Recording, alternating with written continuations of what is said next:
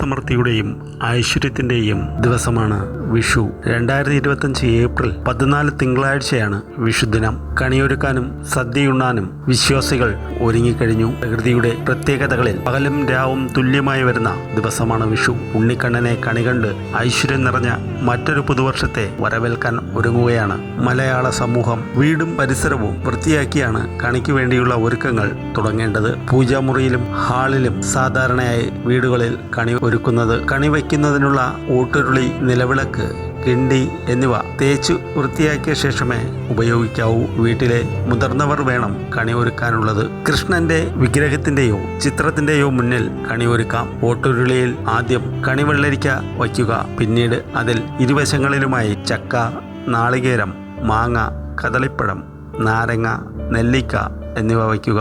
ഗണപതിയുടെ ഇഷ്ടഭക്ഷണമാണ് ചക്കയും നാളികേരവും. മാങ്ങ സുബ്രഹ്മണ്യന്റെയും കദളിപ്പഴം ഉണ്ണിക്കണ്ണന്റെയും ഇഷ്ട വിഭവമാണ്. ലക്ഷ്മി ദേവിയുടെ സങ്കല്പമായി നാരങ്ങയും നെല്ലിക്കയുമാണ് വയ്ക്കുന്നത്. പച്ചക്കറികൾ കൈതച്ചക്ക, വെറ്റിലയും അടയ്ക്കയും വാൽക്കണ്ണാടി, സ്വർണം, വെള്ളി, നാണയങ്ങൾ, കോടിമുണ്ടും ഗ്രന്ഥം എന്നീ ഉരുളയിൽ വയ്ക്കണം. കുങ്കുമച്ചപ്പും കൺമഷിക്കൂട്ടും ഇതിനൊപ്പം വയ്ക്കുന്നവരുമുണ്ട്. ലക്ഷ്മിയുടെ പ്രതീകമായാണ് സ്വർണവും നാണയങ്ങളും വയ്ക്കുന്നത്. പച്ചക്കറി വിത്തുകൾ വയ്ക്കുന്നതും നല്ലതാണ്.